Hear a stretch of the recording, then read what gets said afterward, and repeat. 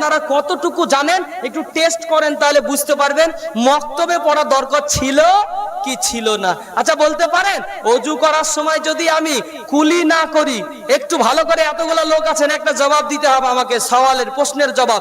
অজু করার সময় যদি মুখে কুলি না করি, নাকে যদি পানি না দিই, ডাইরেক্ট মুখ ধুয়ে নিলাম, হাত ধুয়ে নিলাম, পায়ে পানি পা ধুয়ে নিলাম, মাথায় মাসা করে নিলাম, তাহলে কি অজুটা হবে?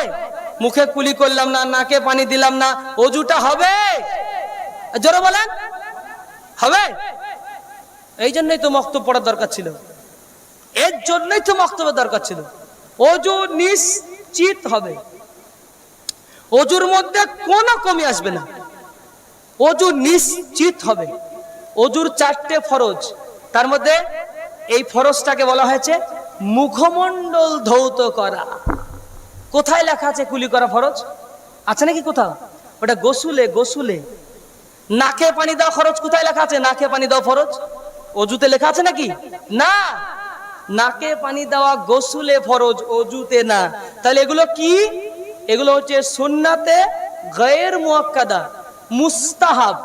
অর্থাৎ অজু করতে গিয়ে যদি কুলি করেন নেকি পাবেন, অজু করতে গিয়ে যদি নাকে পানি দেন নেকি পাবেন, কিন্তু যদি না করেন অজুতে কোনো ক্ষতি হবে না, অজু পুরাই আদায় হয়ে যাবে। বুঝলেন কিনা? একটা জায়গাতে, এইদিকে একটু খেয়াল করে শুনি আমরা, একটা জায়গায় ধরে নেন আপনারা 2 জন নামাজ পড়বেন, একটা একটু বড় সাইজের এক লোটা পানি আছে, দুজনকে এক বদনা পানিতে অজু করতে হবে। এক বদনা পানিতে একজনের অজুই তো হয় না, আবার ঘুরে টিবল টিপেলে এসে পানি তুলেন, তাই না?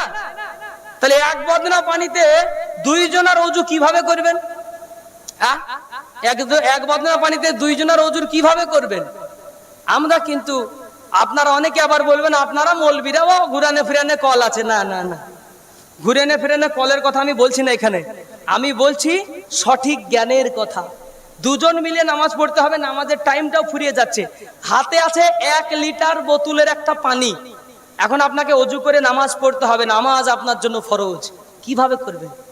যদি জানতেন সমস্যার সমাধান হয়ে যেত। এই জন্য বলেছি জানার নামও ঈমান, মানার নামও ঈমান। কি করতে হবে তাহলে? আচ্ছা, অজু করার সময় আমরা নাকে মুখে পানি দিয়ে করার সময় হাতটা ধুই না? ধুই না বলেন? হাত ধুই তো। এই হাত ধোয়ার সময় হাতটা আমি একবারই হাতে পানি দিলাম, একবারই হাতে পানি দিলাম, এই হাতে একবার, এই হাতে একবার, অজু হবে? একবার করে দিলাম। আমরা সাধারণত কবার করে দিই বলেন? বলেন বলেন, শিকার ইচ্ছে নাই? কবার দিই? আর আমি কবার বললাম? তাহলে অজু হবে? বলেন, হয়ে যাবে? অজু করলে 3 বার করাটা মুস্তাহাব। 3 বার যদি করেন তাহলে অতিরিক্ত যে 2 বার করলেন, প্রথম 1 বার করলে অজুর ফরজ আদায় হয়ে যাবে, বাকি দ্বিতীয়বার তৃতীয়বার কিসের জন্য করা হয়? নেকির জন্য করা হয়, সন্দেহটা খানিকটা মুক্ত করার জন্য করা হয়।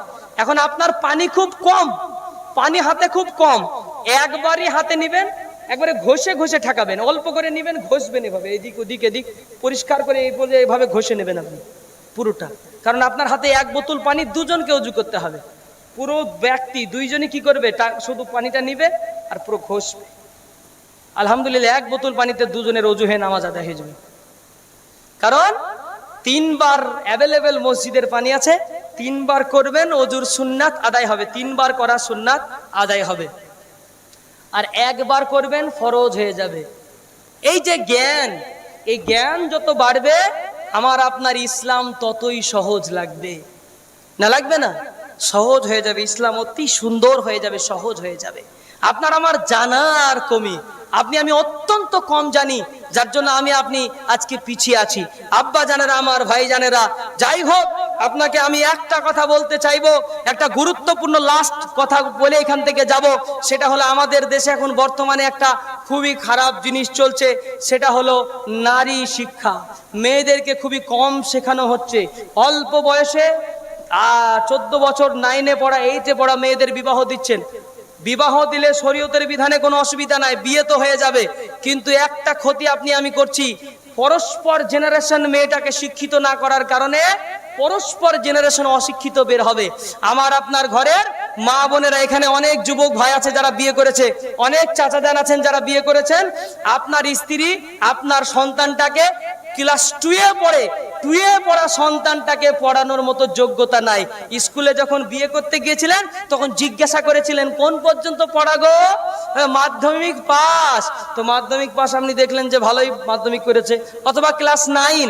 বাড়িতে আনার পরে আপনার সন্তানাদি হলো, আপনার স্ত্রী আপনার সন্তানটাকে ক্লাস 2 এর একটা 1 এর ছেলেকে পড়ানোর ক্ষমতা নাই। 1-2 এর ছেলেটাকে পড়ানোর জন্য বাজার থেকে আপনাকে মাস্টার খুঁজে বের করে আনতে হচ্ছে। তার একটাই কারণ, আপনি যখন আপনার মেয়েকে শিক্ষিত বানাবেন না, তো আপনিও বিয়ে করার জন্য শিক্ষিত মেয়েও পাবেন না। আর যেহেতু আপনার শ্বশুর ভেবেছিল যে আমার মেয়েকেও না পড়ালেও চলবে, এই জন্য আপনি বিয়ে করেছেন ওই মেয়েকে, ওই স্ত্রীকে আপনি মূর্খ পেয়েছেন। এই জন্য আজকে আপনার স্ত্রী আপনার ছেলেটাকে প্রথম প্রাথমিক শিক্ষাটাও দিতে পারে না। আপনার স্ত্রীর বাংলা ইংরেজির কথা তো বাদ দিলাম, ঘরে ঘরে 95% মেয়ে কোরআন তিলাওয়াত করা জানেও না, আর বর্তমানে অনেকে পড়েও না। জাননে বলা মেয়ে অনেক আছে, তারা কোরআন তিলাওয়াত করে না। আপনাদেরকে একটা টিপস দিয়ে যায়, মেয়ে দেখতে যাওয়ার টিপস। অনেক ঘটক আছে চালাকি করে, অনেক চাচা আছে চালাকি করে, আবার অনেকে ভুল করে। মেয়ে দেখতে যাওয়ার সময় আমরা একটা প্রশ্ন মেয়েকে জিজ্ঞাসা করি, কি জানেন? তুমি কি কোরআন পড়তে জানো? সব ছেলেরা, ও নিজে জানুক নাই না জানুক, ওর 14 গোষ্ঠী জানুক নাই না জানুক, ও যখন বিয়ে করতে যাবে তখন মেয়েটার ব্যাপারে বলবে তুমি কি কোরআন পড়া জানো? তখন মেয়েটার বাড়ির পাশ থেকে নানি বলবে, জানে যে, পাশ থেকে নানি বলছে জানে যে, পাশ থেকে দাদি বলছে জানে যে, এরকম করছে। ও কিন্তু বলছে না। আপনি বলছেন তাহলে ভালোই হলো, কোরআন পড়া জানো, আসলে প্রশ্নটাই ভুল। কোরআন পড়া জানো প্রশ্নটাই ভুল। আজকে তুমি কোরআন পড়েছো? এই প্রশ্ন করা দরকার ছিল। গতকালকে কোরআন পড়েছো?